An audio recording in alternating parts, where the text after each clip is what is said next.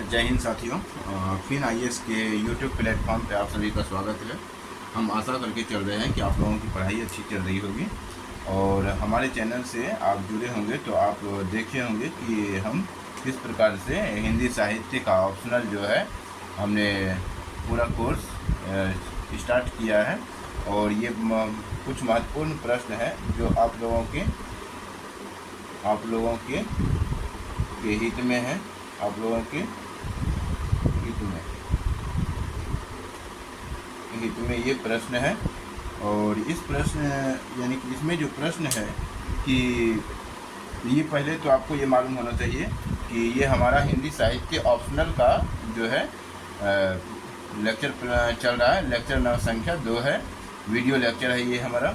और ये UPSC CSC वालों के लिए है जो यूपीएससी सीएससी का एग्ज़ाम देना चाहते हैं 2027 में, उसके लिए सिलेबस है।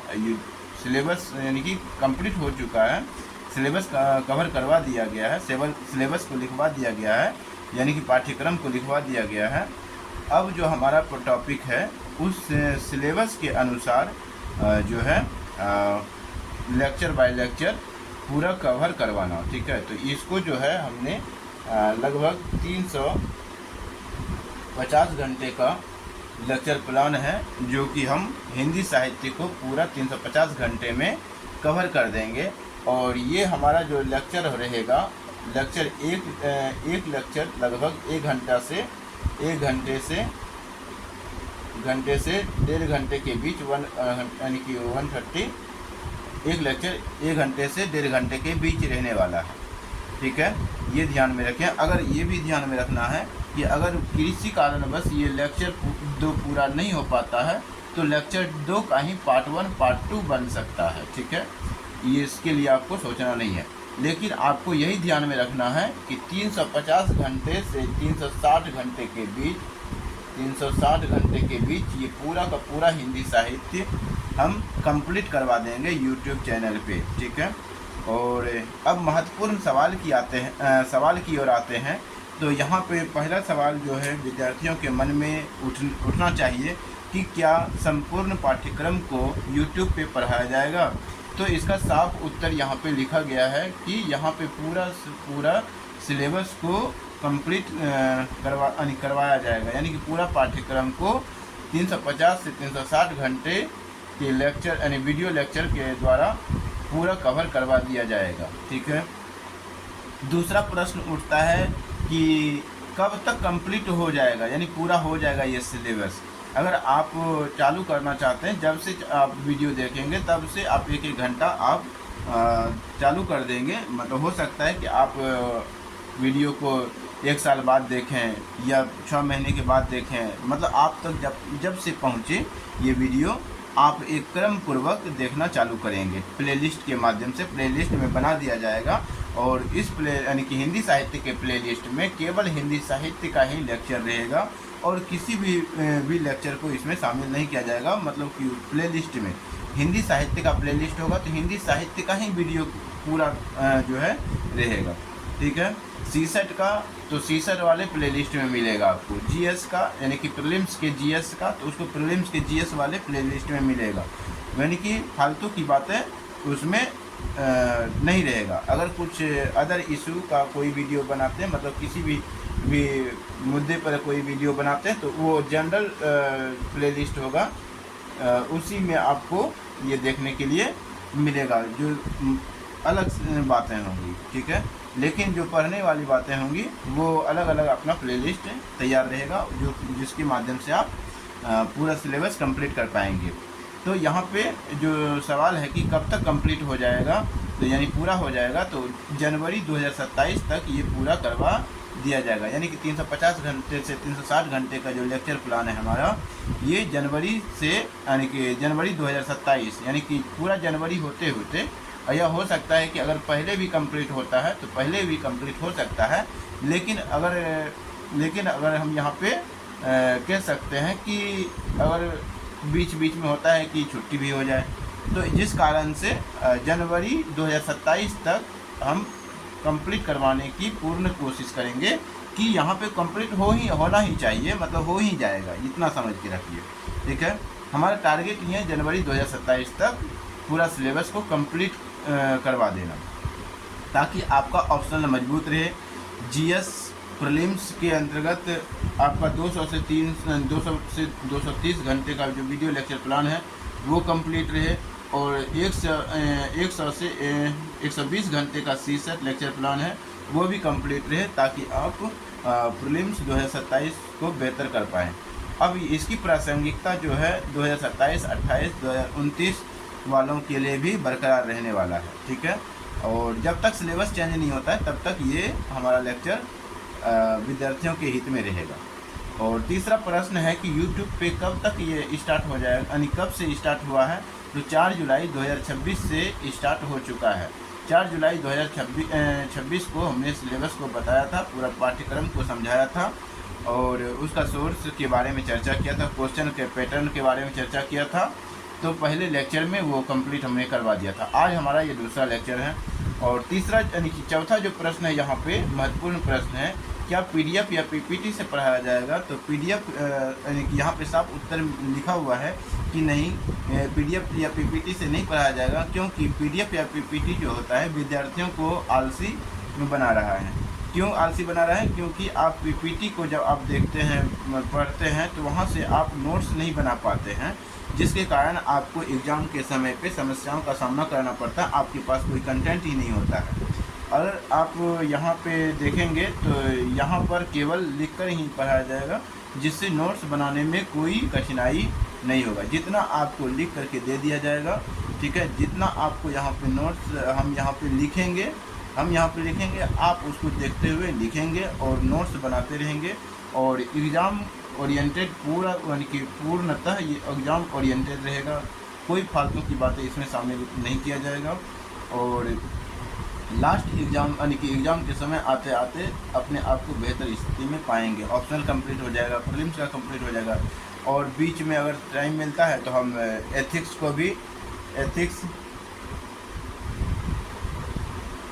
को भी यानी नीति शास्त्र को भी, यानी जीएस पेपर 4 को भी हम कंप्लीट करवा देंगे। और बीच में यानी कि इसको जब पढ़ाएंगे 200 से 200 लेक्चर, यानी कि 200 से 230 घंटे, इसको पढ़ाने के बाद हम जीएस 1, 2, 3 को भी पढ़ाएंगे, और निबंध का पेपर की भी हम चर्चा करेंगे, पूरा प्रश्न उत्तर करेंगे। तो अब हम चलते हैं अपने लेक्चर 2 का जो मुख्य विषय वस्तु है उसकी ओर हम पढ़ने वाले हैं। अब आप इसको समझ गए होंगे, तो अब हम इसको हटा दे रहे हैं। तो लेक्चर 2 का जो मुख्य विषय वस्तु है हमारा हिंदी साहित्य का स्टार्ट है। स्टार्ट मतलब कि यहाँ पे शुरुआत हमारा हो चुका है सिलेबस से। और अब हम जो है पहले हिंदी साहित्य का परिचय देखेंगे, और उसके बाद जो है टॉपिक बाय टॉपिक जैसे जैसे सिलेबस में हमने दिखाया है, बताया है, वैसे टॉपिक को उठाएंगे और वैसे ही पढ़ना चालू रखेंगे, ठीक है। तो पहले जो विषय वस्तु हमारा क्या है, हिंदी साहित्य हम स्टार्ट करने जा रहे हैं। तो हिंदी साहित्य के बारे में हमें जानना पड़ेगा। हिंदी साहित्य है क्या?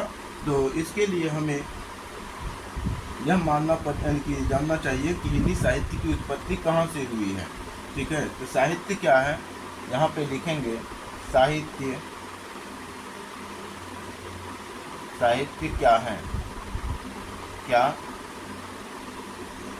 क्या है। तो इसको जानने के लिए आपको यह जानना पड़ेगा कि पहले तो साहित्य की परिभाषा लिखते हैं, ठीक है। सिंपल पहले साहित्य क्या है, तो एकदम सीधी बात, नो बकवास के तहत पहले आपको साहित्य क्या है वे पता चलना चाहिए। तो लिखेंगे कि साहित्य वाङ्मय का वह हिस्सा है, पेन को लेते हैं, साहित्य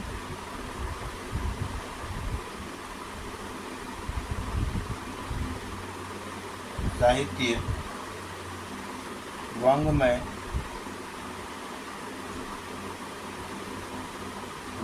का वह हिस्सा है हिस्सा है, साहित्य वाङ्मय का वह हिस्सा है जो या फिर जहाँ शब्द और अर्थ के बीच महत्व की प्रतिस्पर्धा होती है। साहित्य वाङ्मय का वह हिस्सा है जहाँ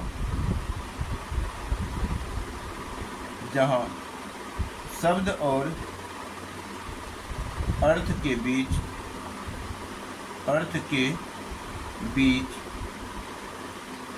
साहित्य वाङ्मय का वह हिस्सा है जहाँ शब्द और अर्थ के बीच महत्व की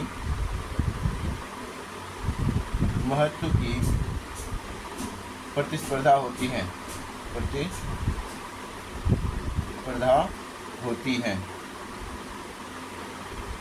महत्व की प्रतिस्पर्धा होती है। ठीक है, तो ये हो गया हमारा साहित्य। तो अब यहाँ पे एक शब्द आता है वाङ्मय। साहित्य के अंतर्गत ही एक शब्द आ गया वाङ्मय। तो इस वाङ्मय को थोड़ा हमें समझना चाहिए। ये वाङ्मय क्या होता है, इसके बारे में हमें थोड़ा सा जानना है। तो वाङ्मय लिखेंगे, वाङ्मय। ठीक है, तो यहाँ पे वाङ्मय को समझने के लिए वाङ्मय में आप हलंत भी लगा सकते हैं थोड़ा सा। तो ये वाङ्मय जो है इसकी अगर हम परिभाषा लिखें तो इसके लिए हमें लिखना पड़ेगा कि वाङ्मय पहले बना किससे है। वाङ्मय जो है बना है वाक जोड़ मय से, वाक जोड़ मय। ठीक है, वाक मतलब होता है भाषा, वाक का मतलब होता है भाषा, इसका मतलब होता है भाषा। ठीक है, और भाषा कौन सी भाषा, तो सीमित भाषा। ठीक है, यहाँ पे आप लिखेंगे वाङ्मय क्या है, तो सीमित भाषा के माध्यम से किया गया, सीमित भाषा के माध्यम से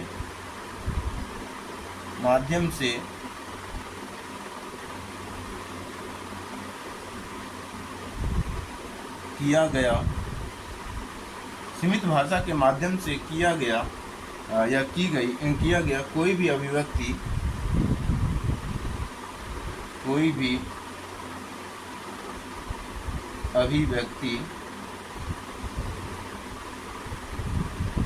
सीमित भाषा के माध्यम से किया गया कोई भी अभिव्यक्ति वाङ्मय कहलाता है, वाङ्मय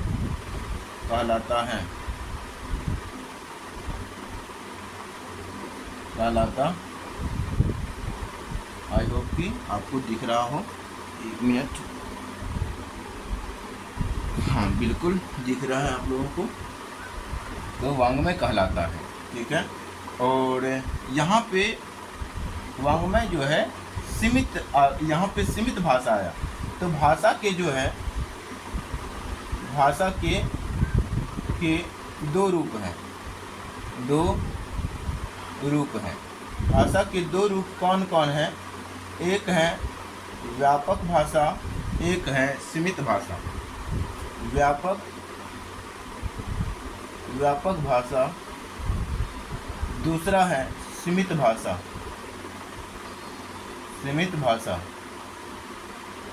ठीक है, व्यापक भाषा और दूसरा है सीमित भाषा। व्यापक भाषा के अंतर्गत हमें किसे शामिल करते हैं, तो व्यापक भाषा के अंतर्गत हम शामिल करते हैं संकेत की भाषा। ठीक है, संकेत या सांकेतिक भाषा,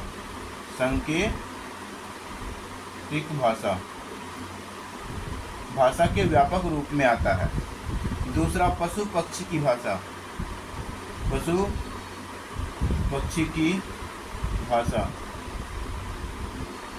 की भाषा जो भी व्यापक भाषा में आता है। संकेत की भाषा का एक अच्छा उदाहरण है बिहारी लाल के द्वारा लिखित एक पंक्ति है। यहाँ पे एक पंक्ति है कि कहट नटत रिहत खिजत मिलत खिलत लजियात, अब भरे भवन में करत हैं नैनन ही सौबात। तो इसको हम लिख देते हैं ताकि आपको कहीं उद्धरण में काम आ जाए। तो यहाँ पे लिखेंगे कहट नटत कहत कहत नटत रिझत रिझत खिझत कहत नटत रिझत खिझत खिझत मिलत खिलत लजियात मिलत खिलत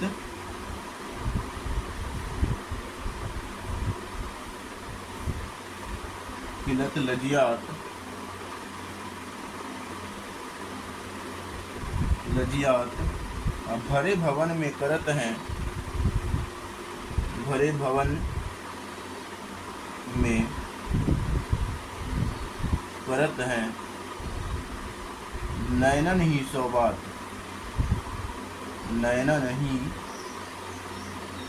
सौ बात। तो ये पंक्ति जो है ये इसको बता रहा है, संकेत की भाषा को बता रहा है, क्योंकि इसके जो लेखक हैं ये बिहारी हैं, ठीक है। ये बिहारी की पंक्ति है, जो कि बिहार से नहीं थे, ठीक है। ये बिहारी की पंक्ति है और इनके द्वारा जो एक पंक्ति लिखा गया ये प्रसिद्ध पंक्ति है सांकेतिक भाषा का। और इसके अंतर्गत क्या बातें हैं तो वो हम थोड़ा सा एक्सप्लेन कर देते हैं। एक शोक सभा भवन होता है, उसमें नायक नायिका आपस में जो है संकेत की भाषा में बात कर रहे होते हैं, आँखों में, ठीक है। यहाँ पे नायक कहते हैं, नायक यानी कि कहत नटत यानी कि कहता है, नायक नायिका से मिलने की आग्रह करता है, नायिका जो है मना कर देती है और फिर से नायक जो है रीझ जाता है और रीझने के बाद वो नायिका खिसियाती है, फिर जो है पहले खिसियाती है, फिर मिलती है, ठीक है। मिलते हैं तो फिर वो दोनों हंस पड़ते हैं, तो उसी के लिए यहाँ पर लिखा गया है खिलत। तो मिलते हैं, फिर खिलते हैं मतलब हंसते हैं, फिर एक दूसरे शर्म से लजिया जाते हैं। और इसी प्रकार से भरे भवन में, ठीक है, मतलब शोक सभा नाम का यानी कि जैसा एक भवन है, तो भरे भवन में करत हैं मतलब करते हैं, यानी कि ये सब जो बातें हो रहा है ये आँखों में ही, ये नयनन ही आँखों में ही सब बातें हो जाते हैं। तो जिसको कि हम सांकेतिक भाषा के एक अच्छा उदाहरण मानते हैं। लेकिन जो वाङ्मय है ये संकेत की भाषा की बात नहीं करता है। वाङ्मय जो है ये किसकी बात करता है, तो ये बात करता है वैज्ञानिक भाषा, सैद्धांतिक भाषा, ठीक है। तो यहाँ पे आप बोलेंगे कि मौखिक सीमित भाषा का मतलब होता है मौखिक भाषा, ठीक है, मौखिक भाषा। और सैद्धांतिक थोड़ा सा यहाँ पे बाद की बात आएगा, मौखिक भाषा। और दूसरा जो आएगा यहाँ पे मौखिक भाषा और लिखित या मुद्रित भाषा, लिखित या मुद्रित भाषा, ठीक है। तो अगर यहाँ पे एक परिभाषा और बनाना हो वाङ्मय का, तो आप बनाएंगे मौखिक या लिखित भाषा के माध्यम से। सीमित मतलब क्या हो गया, मौखिक या लिखित। तो यहाँ पे आप लिख सकते हैं मौखिक या लिखित भाषा के माध्यम से किया गया कोई भी अभिव्यक्ति वाङ्मय कहलाता है, ठीक है। तो ये हो गया वाङ्मय। भाषा के सीमित, भाषा का जो दो रूप हैं वो कौन कौन से रूप हैं, तो ये भाषा के दो रूप हैं, व्यापक भाषा और सीमित भाषा, ठीक है। व्यापक भाषा के अंतर्गत संकेत की भाषा, पशु पक्षी की भाषा। पशु पक्षी भी आपस में अपने अपने रूप में बात करते हैं जिसको कि हम नहीं समझ सकते। और दूसरा आता है सीमित भाषा, मौखिक, यानी कि आप बोल करके कुछ बातें करते हैं, दूसरा कुछ लिख करके भी बातें करते हैं, उसको हम सीमित भाषा की कैटेगरी में रखते हैं। उसी को हम कह देते हैं कि वाङ्मय जो है सीमित भाषा के माध्यम से किया गया कोई भी अभिव्यक्ति वाङ्मय कहलाता है। और उसी के संदर्भ में साहित्य जो है, साहित्य किसका पार्ट है, वाङ्मय का ही भाग है।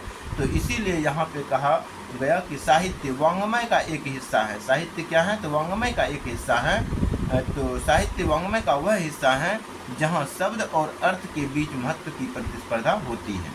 अभी हम साहित्य को ही जान रहे हैं, आगे अभी हम और बढ़ते हैं, देखते हैं वांग्मय में और थोड़ा सा क्या पॉइंट है।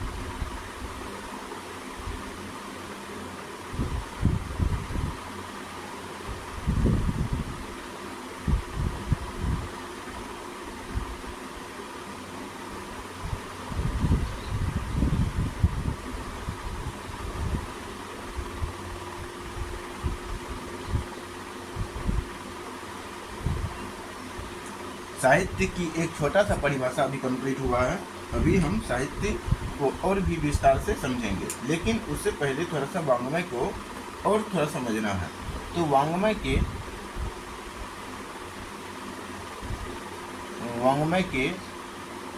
प्रकार, वांग्मय के प्रकार की अगर हम बात करते हैं तो वांग्मय के 3 प्रकार हैं। ठीक है, वांग्मय के 3 प्रकार हैं, यानी कि वांग्मय के 3 भाग हैं, यानी 3 प्रकार हैं। एक है वार्ता, दूसरा को कहते हैं हम शास्त्र, तीसरा को कहते हैं हम साहित्य। इसीलिए तो साहित्य जो है वांग्मय का एक भाग है, वह हिस्सा है। ठीक है, परिभाषा में हम लिख चुके हैं।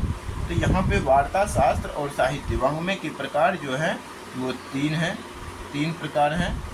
तो 3 प्रकार में वार्ता, शास्त्र और साहित्य। वार्ता, ठीक है, वार्ता ऐसे लिखेंगे। तो वार्ता, 1 मिनट।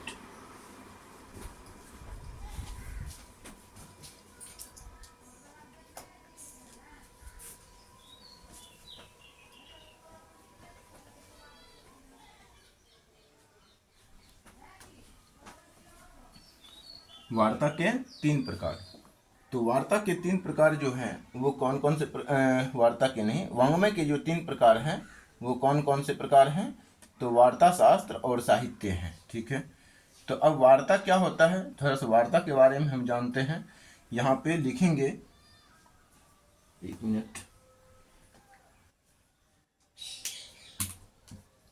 लिखते जाना है और जैसे हम बता रहे हैं वैसे ही अपनी कॉपी में नोट करते जाना है। तो आप लिखेंगे वार्ता के अंतर्गत जो है, इसके अंतर्गत सामान्य बातचीत होता है। सामान्य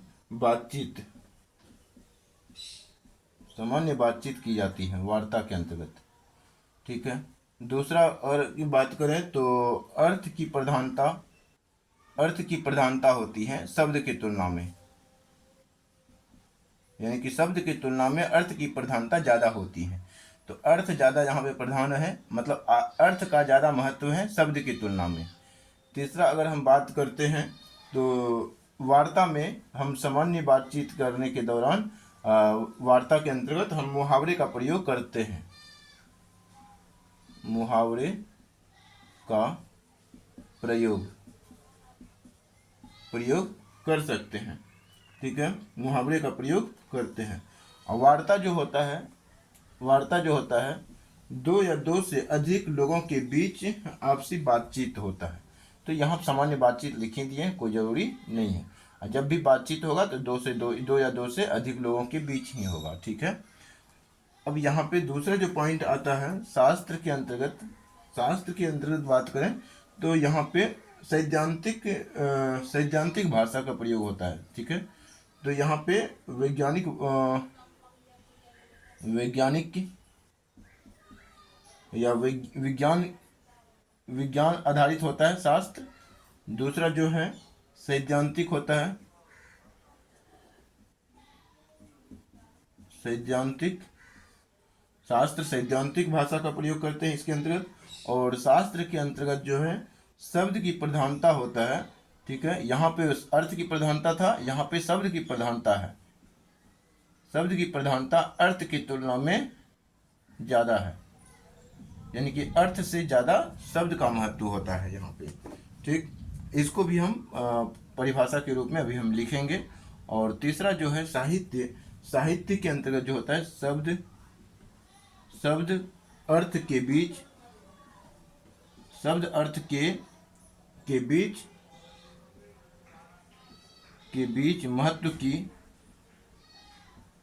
महत्व की प्रतिस्पर्धा,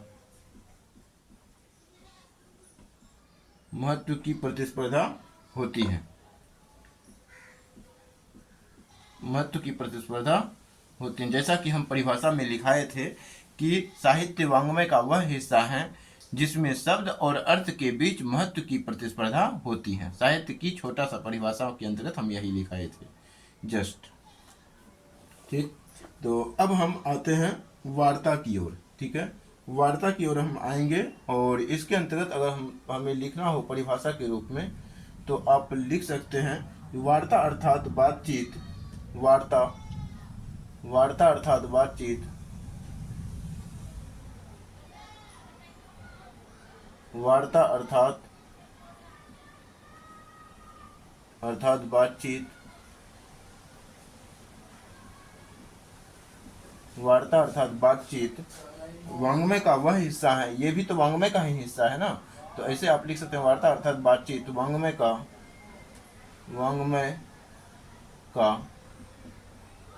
वह हिस्सा है, वह हिस्सा है, वह हिस्सा है जहाँ क्या होती है, जहाँ केवल या जहाँ शब्द की तुलना में, जहाँ शब्द की तुलना में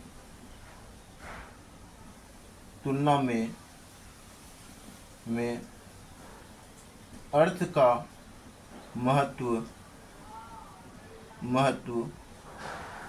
ज़्यादा होता है, ज़्यादा होता है और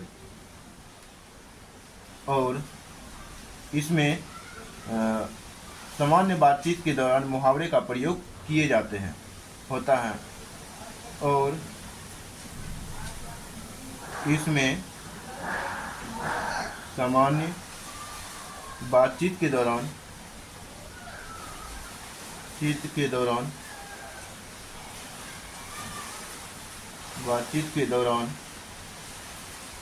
मुहावरे का प्रयोग होता है, ठीक है। तो इस प्रकार से वार्ता का परिभाषा आपने जाना। ठीक है,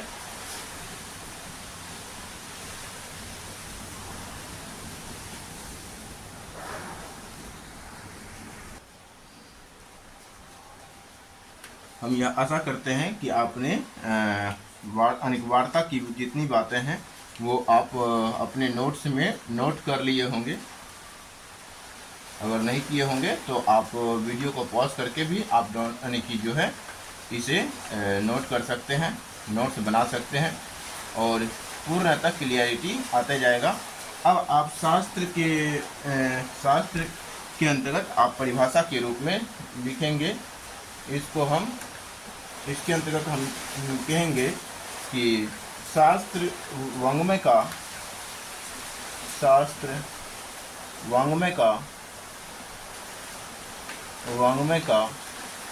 वह हिस्सा है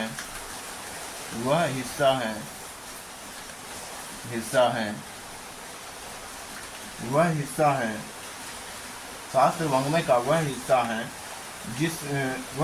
जहाँ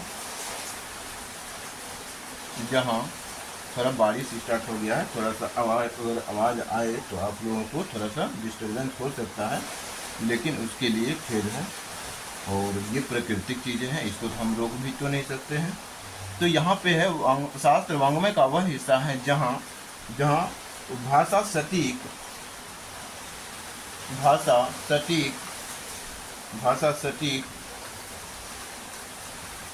और व्यवस्थित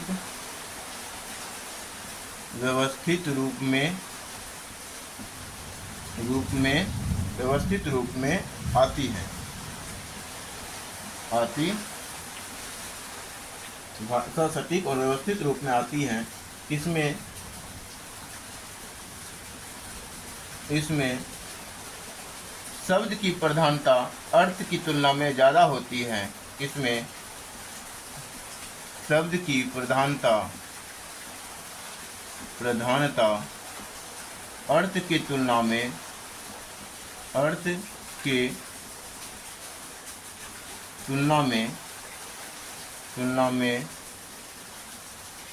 ज़्यादा होती है। शब्द की प्रधानता अर्थ की तुलना में ज़्यादा होती है, यानी कि शब्द ज़्यादा प्रधान है, यानी कि शब्द की प्रधानता अर्थ की तुलना में ज़्यादा है। कौन ज़्यादा प्रधान है? तो शब्द है। ठीक है, तो ये हो गया शास्त्र की बातें। ठीक है, और इसी यहाँ पे कह सकते हैं कि तो साहित्य की अगर हम बात करें, साहित्य की भी परिभाषा हम बता चुके हैं। इसके अंतर्गत भी अगर आपको लिखना हो तो पुनः वही परिभाषा यहाँ पे कोट कर सकते हैं। साहित्य की बातें हमने बता दिया है। ठीक है, साहित्य की परिभाषा हमने इसी बिंदु के क्रम में, इसको समझाने के क्रम में हमने बता दिया था। साहित्य क्या है? तो साहित्य वाङ्मय का वह हिस्सा है, यहाँ पे ऐसे ही बोलेंगे, साहित्य वाङ्मय का वह हिस्सा है। इसी प्रकार साहित्य वाङ्मय का वह हिस्सा है जहाँ शब्द और अर्थ के बीच महत्व की प्रतिस्पर्धा होती है। अब यहाँ पे थोड़ा साहित्य वाङ्मय का जो टॉपिक है हमारा कंप्लीट होता है। वाङ्मय को हमने समझ लिया है। अब हम थोड़ा साहित्य को और विस्तार से जानने के लिए आगे बढ़ेंगे, क्योंकि हमारा जो मेन टॉपिक है वो है हिंदी साहित्य। साहित्य है तो पहले हमें साहित्य को समझना पड़ेगा, उसके बाद हम इसके पाठ्यक्रम के अनुसार टॉपिक बाय टॉपिक स्टार्ट करते जाएंगे और पूरी तरीके से पूरा सिलेबस को कंप्लीट करवा देंगे। ठीक, तो लिखेंगे साहित्य की कसौटियाँ। साहित्य की कसौटियाँ लिखना है। साहित्य की कसौटियाँ, साहित्य की कसौटियाँ, यानी कि हम किसी भी रचना को साहित्य कब कहेंगे, यानी कि कोई भी रचना साहित्य के लायक कैसे होगा, हम इसका निर्धारण कैसे करेंगे। मतलब किसी भी रचना को हम साहित्य की श्रेणी में लाने के लिए उसका निर्धारण जो हमें करना होगा, उसके निर्धारण करने के लिए हमें यह देखना होगा कि उसमें सहित की भावना है या नहीं। ठीक है, समाज के व्यापक हित की भावना है या नहीं, रमणीयता व सौंदर्य की कल्पना किया गया है या फिर नहीं, शब्द और अर्थ के बीच महत्व की प्रतिस्पर्धा है या कि नहीं। तो ये 3 पॉइंट, एक पॉइंट तो आपने लिख चुका है, शब्द और अर्थ के बीच। पहला जो पॉइंट है, पहली जो कसौटियाँ हैं वो है शब्द और अर्थ के बीच महत्व की प्रतिस्पर्धा।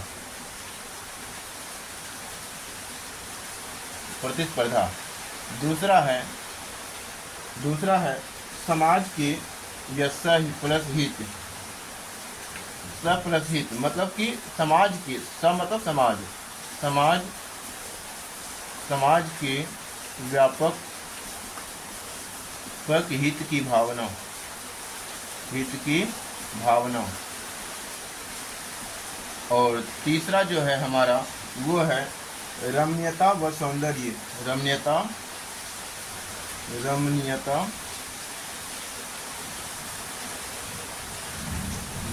व सौंदर्य की कल्पना। ठीक है, तो ये जो है साहित्य की 3 कसौटियाँ होती हैं, जो कि 3 कसौटियाँ कौन कौन से? शब्द और अर्थ के बीच महत्व की प्रतिस्पर्धा होना चाहिए, समाज के व्यापक हित की भावना होना चाहिए, मतलब समाज के हित की बात हो, ठीक है, साहित्य में, और उसमें रमणीयता व सौंदर्य की कल्पना की जाए, जिसमें यानी कि जिस भी रचना में तीनों गुण एक साथ मौजूद हैं उसको हम साहित्य कहेंगे। ठीक है, रमणीयता व सौंदर्य है, समाज के व्यापक हित की भावना नहीं होए तो इसका मतलब वो साहित्य की कैटेगरी में, साहित्य की श्रेणी में नहीं आएगा। ठीक है, तो साहित्य की 3 कसौटियाँ आपने देखा। अब यहाँ पे आपको पॉइंट बाय पॉइंट लिखना है कि साहित्य की परिभाषा पेन चेंज कर लेते हैं।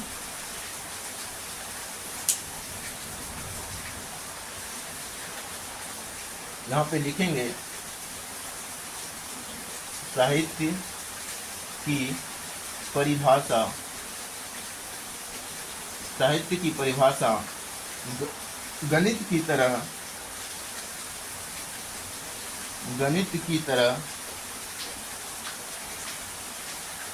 साहित्य की परिभाषा गणित की तरह वस्तुनिष्ठ नहीं हो सकती, नहीं हो सकती। साहित्य की परिभाषा गणित की तरह वस्तुनिष्ठ नहीं हो सकती। ये वस्तुनिष्ठ क्या होता है ये अभी हम बताएंगे। वस्तुनिष्ठ नहीं हो सकती, नहीं हो सकती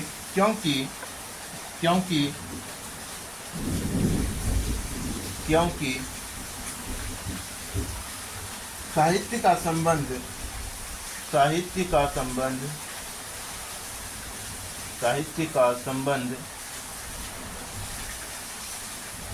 सौंदर्य शास्त्र से है। साहित्य का संबंध सौंदर्य शास्त्र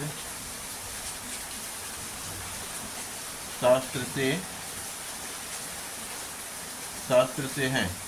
साहित्य का संबंध जो है सौंदर्य शास्त्र से है और आत्मनिष्ठता से, सौंदर्य शास्त्र और आत्मनिष्ठता से है। ठीक है, सौंदर्य शास्त्र और आत्मनिष्ठता लिखेंगे। और आत्मनिष्ठता से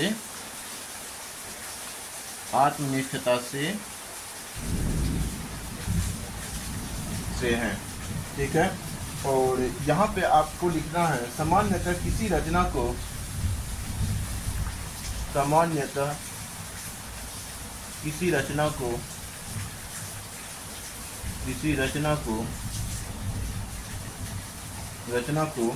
साहित्य तब कहते हैं,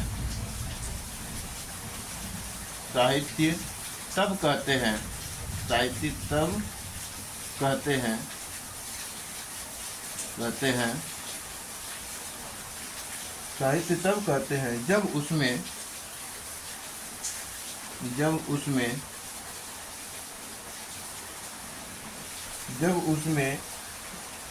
तीन गुण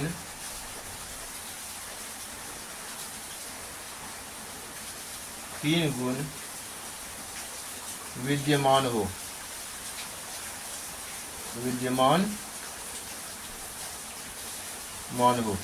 तीन गुण विद्यमान हो। ठीक है, वो पहला गुण है, तीन गुण विद्यमान हो। डैश दे के आप लिखेंगे, एक नंबर लिखेंगे, उसमें समाज के व्यापक हित की भावना हो। पहला, उसमें समाज के व्यापक हित की भावना हो।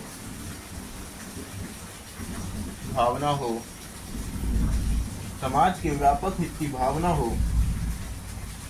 उसके बाद दूसरा पॉइंट में आप लिखें कि समाज के व्यापक हित की भावना हो। उदाहरण भी दे सकते हैं। उदाहरण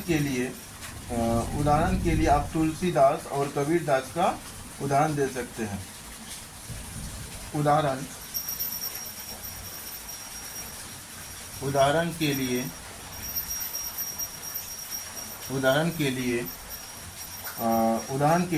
तुलसीदास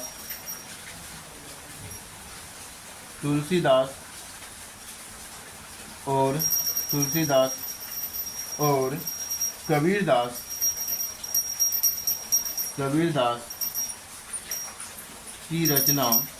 कबीरदास की रचना इस प्रतिमान पर महान साहित्य है। कबीरदास की रचना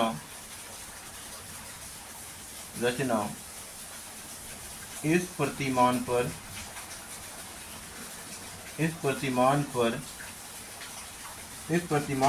क्या है, महत्वपूर्ण साहित्य है, या इस प्रतिमान पर महान साहित्य है।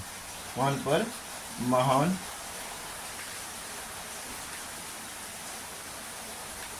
महान साहित्य है, महान साहित्य है। तो ये हो गया पहला पॉइंट। इसी के बाद आप दूसरा पॉइंट यहाँ दे करके लिखेंगे। अभी जस्ट आप जैसे लिखते जा रहे हैं, आप यहाँ पे ख़त्म हुआ होगा तो यहीं से आप दूसरा पॉइंट दे देंगे, ठीक है। दूसरा पॉइंट यहाँ से ही आप दे देंगे और आगे लिखेंगे, मतलब पेज में। तो हम तो यहाँ पे इसको मिटा रहे हैं, आप अपने कॉपी में जहाँ से ख़त्म हुआ होगा वहीं से आप दूसरा नंबर दे करके आगे लिखेंगे।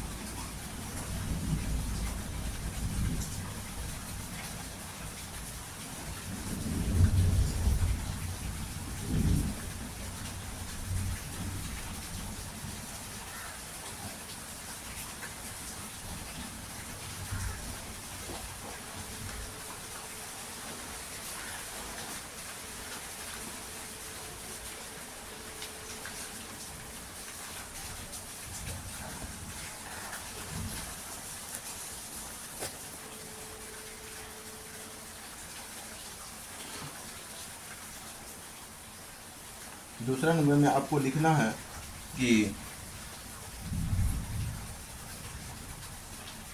उसमें रमणीयता, उसमें रमणीयता और वह सौंदर्य, पहले इसकी बात की है, उसके बाद हम इसकी बात कर रहे हैं। उसमें रमणीयता व सौंदर्य का रमणीयता व सौंदर्य का तत्व उपस्थित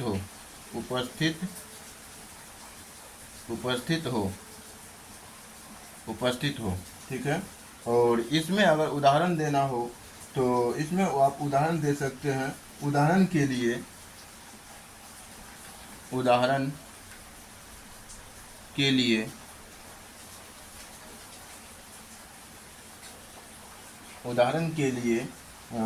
बिहारी और उदाहरण के लिए बिहारी व अज्ञे का साहित्य, बिहारी व अज्ञे की रचना इस प्रतिमान पर, अज्ञे की रचना इस प्रतिमान पर महत्वपूर्ण साहित्य है,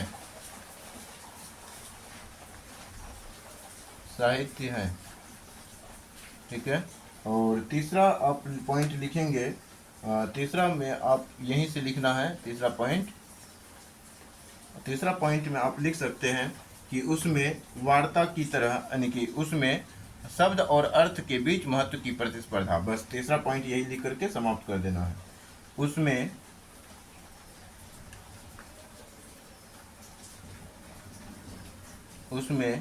महत्व, यानी कि शब्द और अर्थ के बीच महत्व की प्रतिस्पर्धा,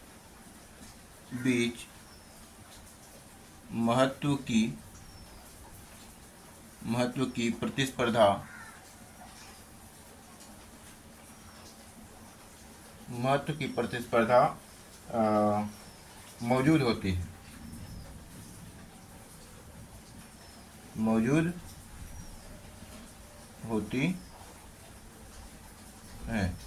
यानी उसमें शब्द और अर्थ के बीच महत्व की प्रतिस्पर्धा मौजूद होती है।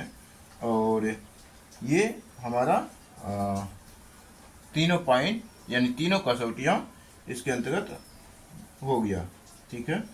तो आप इसको ऐसे भी लिख सकते हैं, उसमें वार्ता की तरह न केवल अर्थ का महत्व हो और न ही शास्त्र की तरह शब्द का अत्यधिक महत्व हो, बल्कि शब्द और अर्थ के बीच महत्व की प्रतिस्पर्धा हो। तो मूल पॉइंट जो है हमने वही लिख दिया है, शब्द और अर्थ के बीच महत्व की प्रतिस्पर्धा होती है। तो इस प्रकार से हमारा साहित्य की जो तीनों कसौटियाँ हैं वो कंप्लीट होता है, ठीक है। साहित्य की तीनों कसौटियाँ हमारा कंप्लीट होता है। अब एक शब्द आया था वस्तुनिष्ठता, और आत्मनिष्ठता, दो शब्द आया था, इसको हम थोड़ा सा जानने का प्रयत्न करेंगे। वस्तुनिष्ठता और आत्मनिष्ठता में क्या संबंध है, इसको हम थोड़ा सा जानेंगे, ठीक है। और वस्तुनिष्ठता और आत्मनिष्ठता एक क्वेश्चन के रूप में भी आएगा, और उसके पहले हम थोड़ा सा वस्तुनिष्ठता और आत्मनिष्ठता को हम संक्षिप्त जानकारी हम पहले हासिल करेंगे, और अगले वीडियो लेक्चर में उसको क्वेश्चन के रूप में देखेंगे, ठीक है।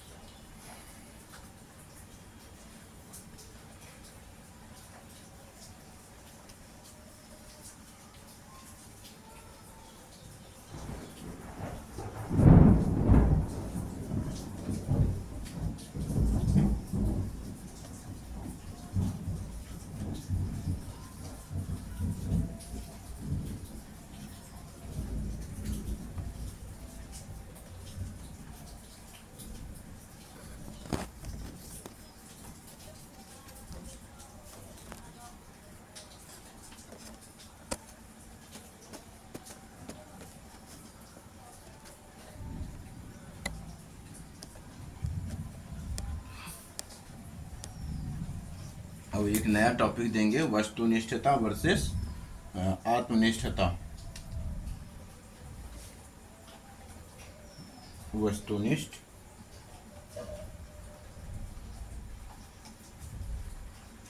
वर्सेस आत्मनिष्ठ।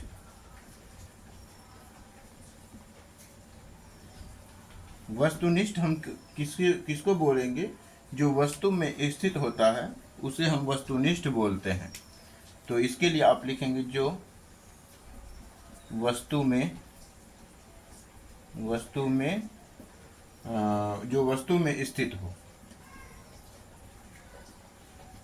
हो, और इसके लिए आप बोलेंगे जो आत्मा में स्थित हो, उसके लिए आत्मनिष्ठ बोलते हैं। जैसे कि आत्मा में मतलब कि अपने मन से आप कोई राय बनाते हैं तो वो आत्मनिष्ठ होता है, ठीक है। जैसे कि सौंदर्य शास्त्र, ठीक है, सौंदर्य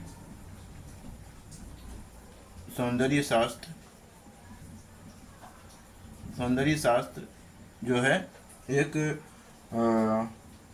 आत्मनिष्ठ होता है, ठीक है। सौंदर्य शास्त्र का हिस्सा साहित्य होता है, तो इसीलिए साहित्य को हम आत्मनिष्ठ बोलेंगे। साहित्य ये सब क्या है, आत्मनिष्ठ है हमारा, ठीक। और इसके लिए आप बोल सकते हैं ये निश्चित होता है, जैसे साइंस में निश्चित होता है, ठीक है। ये निश्चित नहीं होता है, ये निश्चित नहीं होता, ठीक है, क्योंकि अलग अलग व्यक्ति के लिए अलग अलग होता है, ठीक है, अलग अलग मायने होते हैं। लेकिन वस्तुनिष्ठ में जो है सबके लिए समान होता है। जैसे मैथ का आंसर, मैथ, साइंस इस सब की जो बातें होता है, जैसे कि न्यूटन की जैसे कि साइंस में गुरुत्वाकर्षण का नियम जो है, ये सबके लिए एक ही है। मैथ में अगर कोई प्रश्न का हल करते हैं तो उसका जो लास्ट का आंसर निकल आता है, वो लास्ट का जो आंसर होता है वो सबके लिए एक होता है, ठीक है। तो ये सब हो गया ये वस्तुनिष्ठ वैल्यू, ठीक है। और साहित्य में जो है अलग अलग व्यक्ति का अपना अपना अलग अलग आंसर होता है, ठीक है। आत्मनिष्ठ की कैटेगरी में वो आता है, ठीक है। और इसमें तथ्य होते हैं, इसमें तथ्य मतलब कि जो रटने वाली चीज़ें होती हैं वो बातें होती हैं। इसमें समझ आधारित बातें होती हैं, समझ आधारित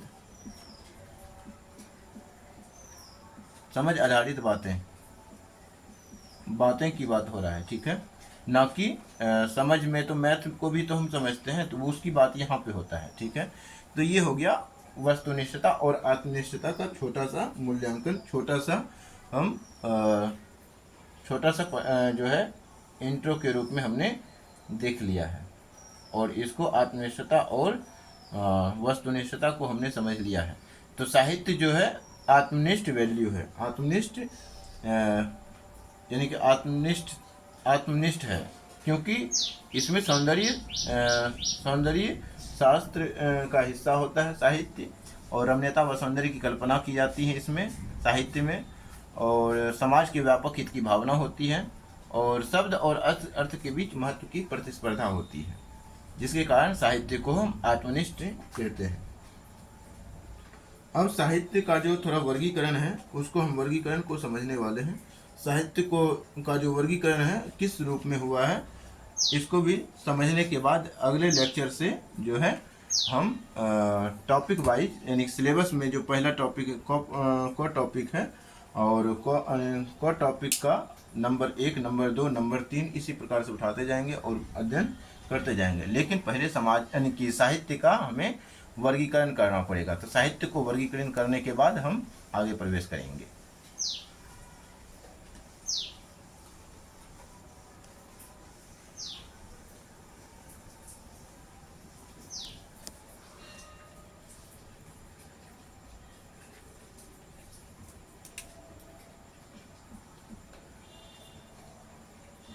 साहित्य का वर्गीकरण।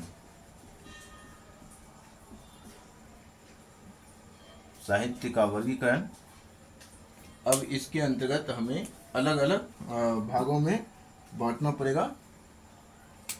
वर्गीकरण, इसको यहाँ पे ऊपर रेप लगाएंगे और इसको 3 भागों में बांटा जाता है मुख्य रूप से। साहित्य के वर्गीकरण के अंतर्गत इसको 3 भागों में बांटा जाता है। वो पहला है पद्य, गद्य और तीसरा है चंपू काव्य। चंपू काव्य, ठीक है, पद्य, गद्य और चंपू काव्य। इसके अंतर्गत पद्य के अंतर्गत जो है पद्य के अंतर्गत यानी पद्य को जो है हम कविता भी कह देते हैं, कविता कह देते हैं और काव्य कह देते हैं, ठीक है। पद्य को कविता या काव्य कह देते हैं और इसमें तुक होता है, इसमें भी तुक होता है, ठीक है, इसमें भी तुक होता है, यानी गद्य में भी तुक होता है। अब तुक क्या होता है इसकी भी हम चर्चा आगे के लेक्चर में करेंगे, लेकिन अभी थोड़ा सा जानना है कि पद्य और गद्य, पद्य यानी पद्य को गद्य से कैसे हम अलग करते हैं इसको हम जानना है। तो इसमें भी तुक होता है, इसमें भी तुक होता है, ठीक है। और दूसरा पॉइंट है कि छंद इसमें भी होते हैं, छंद इसमें भी होते हैं और इसमें भी छंद होते हैं, लेकिन लय, पद्य में लय होता है, लय होता है, इसमें लय नहीं होता है, लय नहीं होता है। इसमें लय होने के कारण इसे गाया जा सकता है, गाया जा सकता है, ठीक है। अब लय होने के कारण इसको गाया जा सकता है। और लय क्यों होता है? क्योंकि लय जो हो, लय तभी होगा जब व्याकरण के नियमों का उल्लंघन होता है। तो पद्य के अंतर्गत व्याकरण के नियमों का उल्लंघन होता है। जितना ज़्यादा होगा उतना ज़्यादा लय उत्पन्न करेगा। उल्लंघन जितना ज़्यादा होता है, यहाँ पे लिखेंगे उल्लंघन जितना ज़्यादा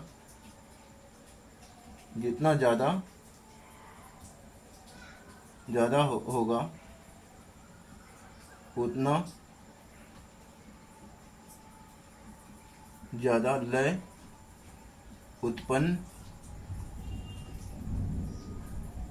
उत्पन्न करेगा, ठीक है। तो इस प्रकार से लय के यानी पद्य के अंतर्गत लय होता है, क्योंकि पद्य में व्याकरण के नियमों का उल्लंघन होता है और इसमें व्याकरण के नियमों का उल्लंघन नहीं होता है, यानी कि व्याकरण के नियमों का प्रयोग होता है। ठीक है, तो यहाँ पे आप लिख सकते हैं इसमें व्याकरण के नियमों का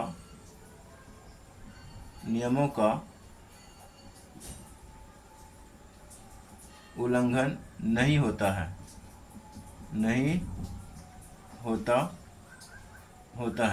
जिससे लय उत्पन्न नहीं होता है, इसमें व्याकरण के नियमों का उल्लंघन नहीं होता, यानी व्याकरण के नियम का प्रयोग किया जाता है, उल्लंघन नहीं होता है। इसमें व्याकरण के नियमों का उल्लंघन होता है जिससे लय पैदा होता है, और इसमें व्याकरण के नियमों का उल्लंघन नहीं होता है जिससे लय उत्पन्न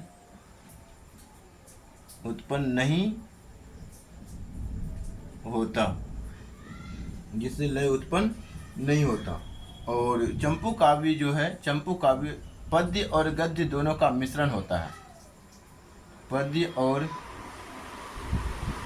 गद्य का यानी गद्य दोनों का मिश्रण होता है,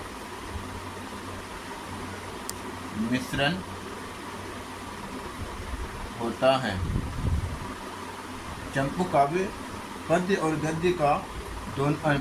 गद्य दोनों का मिश्रण होता है। जैसे कि आप इस पर चंपू काव्य के रूप में यशोधरा पढ़ेंगे, यशोधरा। ठीक है, इसके उदाहरण है।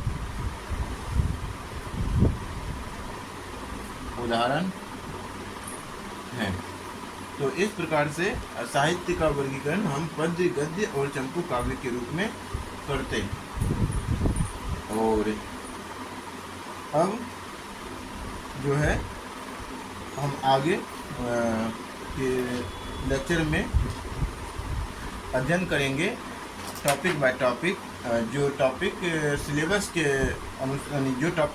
में है उसी के अनुसार अब हम आगे बढ़ने का प्रयत्न करेंगे। जो टॉपिक आपने सिलेबस के रूप में लिखा होगा, वो पहला लिखा होगा अपभ्रंश, अवहट्ट और प्रारंभिक हिंदी का व्याकरणिक तथा अनुप्रयुक्त स्वरूप। इसकी हम विशेष रूप से चर्चा लेक्चर संख्या 3 में करेंगे।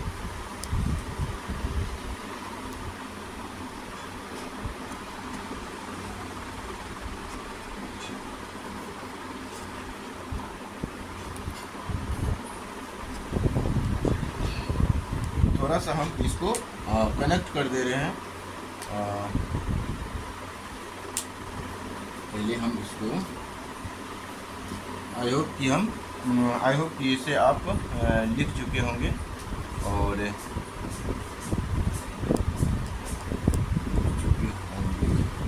इसको हटा ही दिया जाए।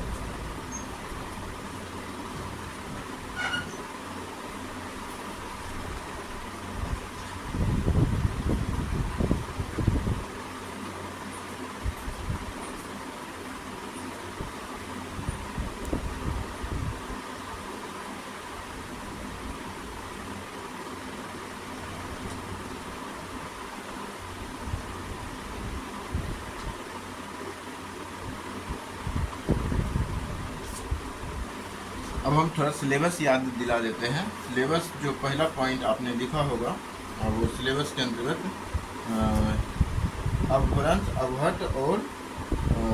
अपभ्रंश और हिंदी साहित्य के अंतर्गत एक पॉइंट और था, थर्ड पॉइंट था, थोड़ा सा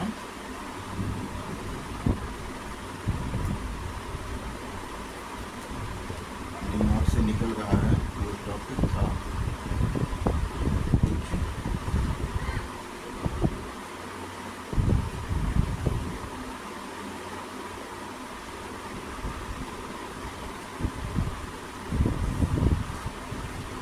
अच्छा। तो हम सिलेबस का पेज ही निकाल लेते हैं। पेज जो है देखते हैं पेज में हमने क्या लिखा था, थोड़ा हम दिमाग से भूल रहे। हाँ, मिल गया पेज। और पेज के अंतर्गत हमने बताया था हिंदी साहित्य के पाठ्यक्रम के अंतर्गत जो हमने पहला टॉपिक बताया था वो यानी कि प्रश्न पत्र एक, और एक का जो क पाठ होता है, क पाठ खंड क और खंड ख, दो पार्ट में बांटे थे प्रश्न पत्र एक को। हिंदी साहित्य ऑप्शनल का प्रश्न पत्र एक को दो भागों में बांटे थे, खंड क और खंड ख। इसके अंतर्गत जो हमने खंड क का जो टॉपिक है वो था हिंदी भाषा और नागरी लिपि का इतिहास। तो हम खंड क को स्टार्ट करने जा रहे हैं, अभी खंड ख को हम स्टार्ट नहीं करने जा रहे हैं। जब खंड क कंप्लीट हो जाएगा तब खंड ख में हम प्रवेश करेंगे। तो खंड क का जो टॉपिक था वो आप एक हेडिंग बना लेंगे कि हिंदी भाषा और नागरी लिपि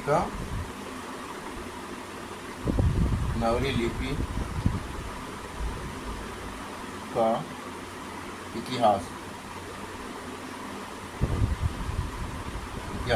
इसी क्रम में पहला पॉइंट जो हमने दिखाया था अपभ्रंश, अवहट्ट और प्रारंभिक हिंदी का व्याकरणिक तथा अनुप्रयुक्त स्वरूप। तो पहला जो टॉपिक हमने दिखाया था अपभ्रंश,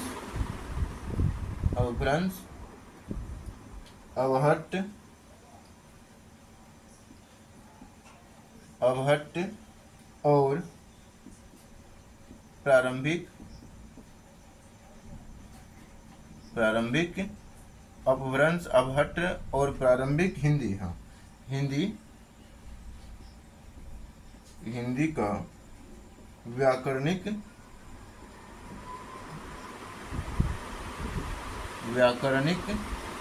तथा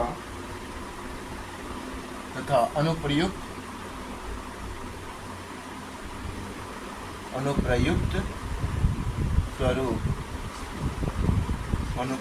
स्वरूप। इसको हम लेक्चर संख्या 3 में कंप्लीट करेंगे। ठीक है, तो आज के लिए इतना ही। आई होप कि आपको यह वीडियो लेक्चर अच्छा लगा होगा और पढ़ने में मज़ा आया होगा। अगर अच्छा लगा होगा तो आप वीडियो को लाइक करेंगे और चैनल को सब्सक्राइब करेंगे और अपने सहपाठियों के बीच शेयर भी करेंगे। धन्यवाद।